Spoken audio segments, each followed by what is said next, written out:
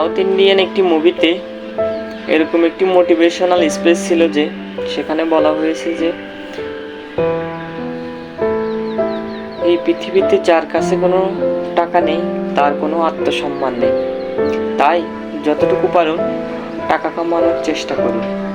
কিন্তু এই টাকা দিয়ে প্রশান্তি পাওয়া জীবনে সম্ভব নয়, কিন্তু জীবনে প্রশান্তি পাওয়া প্রতিটি অর্জনের পিছনেই টাকা মুহূর্তভাবে জড়িত।